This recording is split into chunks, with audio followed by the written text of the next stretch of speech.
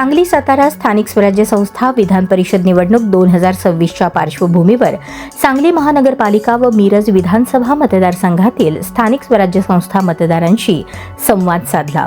भारतीय जनता पक्ष महायुतीचे अधिकृत उमेदवार धैर्यशील दादा कदम यांच्या प्रचारार्थ आयोजित या बैठकीत स्थानिक स्वराज्य संस्थातील लोकप्रतिनिधी, पदाधिकारी आणि मतदार यांच्याशी सविस्तर संवाद साधण्यात आला। आगामी विधान परिषद निवडणुकीच्या अनुषंगाने संघटनात्मक नियोजन, प्रचाराची दिशा आणि प्रभावी समन्वय याबाबत चर्चा करण्यात आली।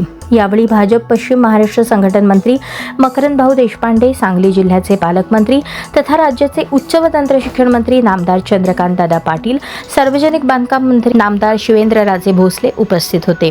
या बैठकीस भाजपा सांगली जिल्हाध्यक्ष सम्राट महाडिक, भाजपा सांगली शहर जिल्हाध्यक्ष प्रकाश डांग, आमदार गोपीचंद पडळकर, माजी आमदार दिनकर पाटील, भाजपा पश्चिम महाराष्ट्र समन्वयक शेखर इनामदार, भाजप जिल्हा प्रभारी तथा संचालक सांगली जिल्हा मध्यवर्ती सहकारी बँक पृथ्वीराज पाटील, महापौर धीरज सूर्यवंशी, स्थायी समिती सभापती अतुल माने, जिल्हा परिषद गटनेते आशिष जाधव, भाजप प्रदेश कार्यकारिणी सदस्य राहुल चिकोडे, भाजप गटनेते संदीप आवटी, सुरेश आवटी, पांडुरंग कोरे, भाजप किसान मोर्चा प्रदेश उपाध्यक्ष पृथ्वीराज पवार, जयश्री पाटील यांच्यासह महायुतीचे पदाधिकारी व स्थानिक स्वराज्य संस्था प्रतिनिधी उपस्थित होते।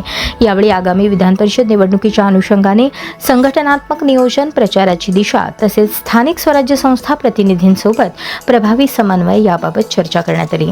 महायुतीचे अधिकृत उमेदवार धैर्यशील दादा कदम यांना विजयी करण्यासाठी सर्वांनी एकजुटीने कार्य करण्याचा निर्धार व्यक्त केला।